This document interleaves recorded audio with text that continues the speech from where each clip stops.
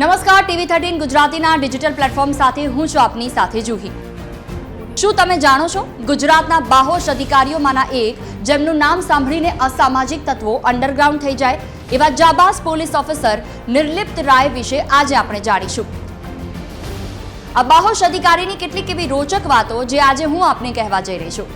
નિર્લિપ્ત રાય, જેની શરૂઆત state monitoring સેલથી Rajkot રેન્જના આઈજી તરીકે નિમાયેલા નિર્લિપ્ત રાય મૂળ ઉત્તર પ્રદેશના વતની છે અને ગુજરાતને તેમણે પોતાની કર્મભૂમિ બનાવી। તેઓ જ્યાં પણ રહ્યા ત્યાં મૂછે લીંબુ લટકાવી તમામ ગુનેગારોને સીધા કરી દેતા।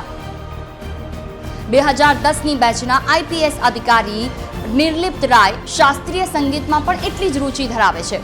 તેઓ સારું વગાડી પણ શકે છે ને સાથે સાથે ચેસ અને બેડમિન્ટનમાં પણ ખૂબ સારું રમે છે। નિર્લિપ્ત રાય કે જેમને વાંચનનો પણ એટલો જ ઊંડો શોખ છે। અત્યાર સુધીમાં હજારો પુસ્તકો તેમણે વાંચ્યા છે।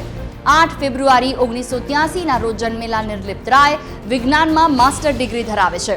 2010ની બેચના સ્નાતક નિર્લિપ્ત રાયની કાર્યશૈલીએ વિપક્ષી નેતાઓને પણ એટલા જ પ્રભાવિત કર્યા। ગુજરાતના ફાયર બ્રાન્ડ કોંગ્રેસના નેતા જિગ્નેશ મેવાણીએ આઈપીએસ અધિકારી રાજકુમાર પાંડિયન સાથેના સંઘર્ષ દરમિયાન નિર્લિપ્ત રાયની ખૂબ પ્રશંસા કરી હતી।